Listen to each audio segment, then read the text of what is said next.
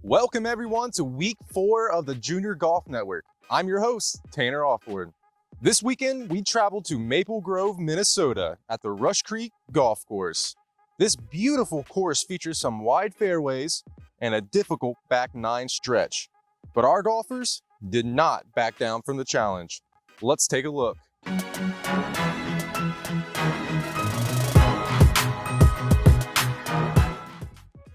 First, we head over to the Tiger Woods boys 16-18 division, where Owen Rexing cashed in his second win in a row.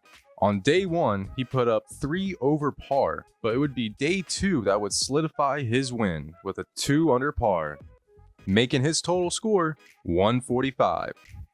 I caught up with Owen after his tournament to see what he thinks has led to his recent success. I'm Owen Rexing, and what really helped me this week was not actually focusing on golf. Kind of had my mind elsewhere, so I wasn't getting too worried. I just hit the shots and moved on, even if it wasn't a good shot. Didn't really matter. The runner-up would be Parker Etzel out of Eau Claire, Wisconsin. He would finish the tournament with an 8 over par, having a 4 over par on day 1 and 2. With an accumulated score of 152. We would have a two-way tie for third between Teddy Caste and Caden Jacobson, both with a total score of 10 over par. Here's Teddy breaking down how he came back on day 2 to finish third. Basically, like, what I did different was absolutely nothing. Just, that's golf, man. Sometimes you're good, sometimes you're bad. And I thought I was going to be like bad for the rest of my life, but I'll keep playing golf after that one, to be honest. Next is the Will Smith boys 14-15 division, where we had multiple lead changes and it came down to the last hole. But Evan Rashid would take home first with a 1-stroke difference between him and second place. Evan would put up 10 over par in round 1 and 5 over par in round 2, with a final score of 159. Here's Evan breaking down what led to his success. The key, honestly, was probably switching to the Sunday bag last night. Yesterday I pushed, not a good idea, and today we brought the Sunday bag out and got the job done. The runner-up would be Jimmy Abdo out of Edina, Minnesota. He would have a 7 over par in round 1 and 9 over par in round 2, with an accumulated score of 160. Third place would be Blake Forrest, who was playing on his home course. Blake would finish with a 77 on day 1 and 85 on day 2, with a final score of 18 over par. Over the past few tournaments, I've noticed our golfers have some different and cool ball markers. So we decided let's take a closer look in our next segment, On the Mark. My ball marker is from Mammoth Dunes. I'm a pretty big ball mark collector. So I like to get ball marks whenever I go to a nice course. So today we used the Mammoth Dunes ball marker. My ball mark is a quarter, and I found it on the ground. So this is a dime. I always mark my ball with a dime because I used to play basketball. And when I wasn't dropping the threes, I was dropping some dimes. So I always drop dimes, whether it's on the court or on the course. I love to assist all types of people. In our Ernie Els boys 11-13 division, Carver Larson would run away with it with a 6-stroke difference between him and second place. Carver would put up 3 over par in round 1 and 7 over par in round 2, with a final score of just 154. The runner-up would be Zachary Bedore out of Chanhassen, Minnesota. Zach would finish with a 10 over par in day 1 and 6 over par in day 2. Coming in third would be Tanner Doden from Fargo, North Dakota. He would finish with a final score of 166.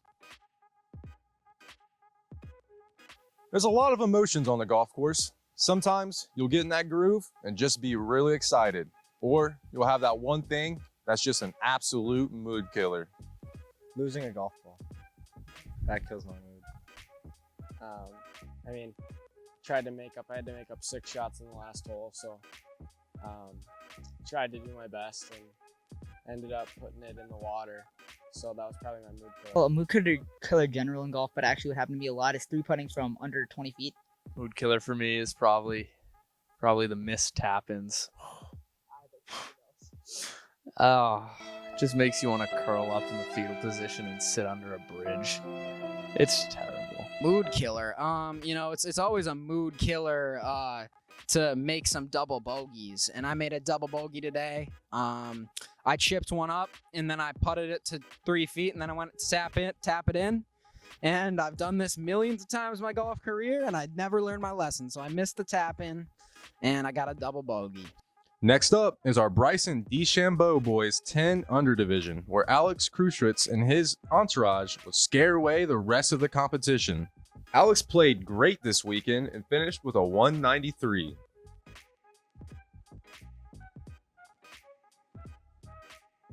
We all love a good challenge, so I challenge our golfers against each other to see who can make the most putts in 30 seconds.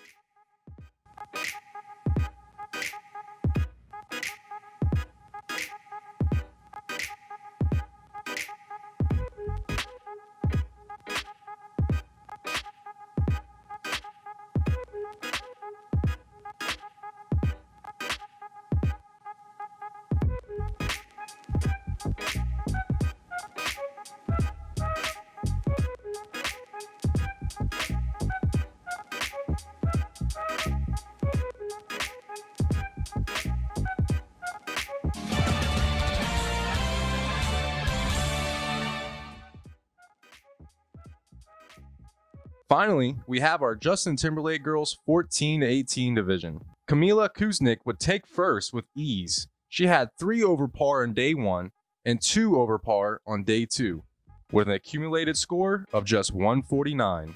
Kamila has chosen to continue her golf career at the University of Wisconsin. The runner-up would be Sachi Deshmik out of Minneapolis, Minnesota. She would finish with an 8 over par in round 1 and 5 over par in round 2, with a final score of 157. Coming in third place was Jenna Anderson, playing in her first Hurricane Junior Golf Tournament. She would finish with a score of 161. Thank you so much for tuning into the Junior Golf Network. If you want to watch more, follow us on all social media platforms at Junior Golf Network. Make sure to tune in next weekend as our top golfers from the Northeast battle it out to see who's the best of the best as we travel to Farmingdale, New York for the Northeast Invitational. We'll see you there.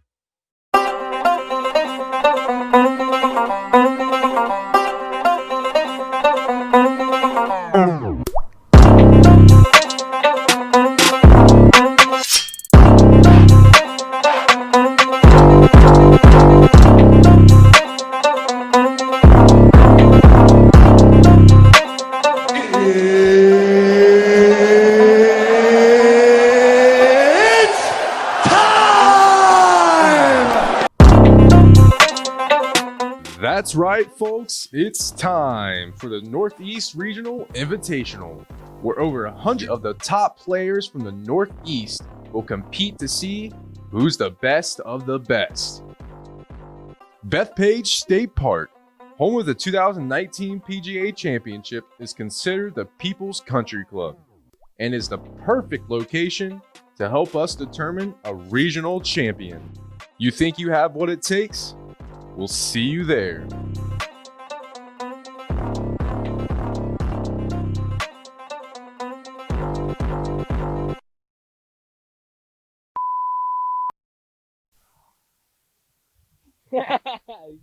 Look at the gloves he uses. He says this isn't even bad. This is tournament glove. He's got other practice gloves that don't even have the palms in them anymore. It's not bad. Oh, it's not That's bad. pretty horrendous. It's not bad. As long as I can swing the golf club. And so I got it out, and I was still nervous, and I hooked away left, so I was up against this little brush. So instead of chipping out like any normal human, I took the super steep swing, and I had to go over water, and there's water. It was the dumbest thing I've ever done, but I somehow just hacked it, and it went straight up in the, and I was like, oh my goodness, and got on the green, somehow parred,